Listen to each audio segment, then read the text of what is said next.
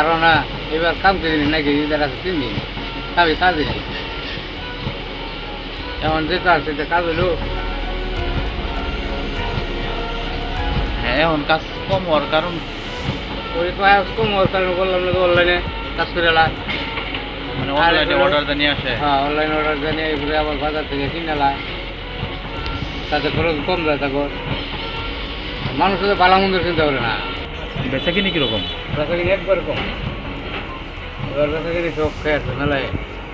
online মানুষ অনলাইনে নিয়ে বাসা দিয়ে এলে গান বাস নাই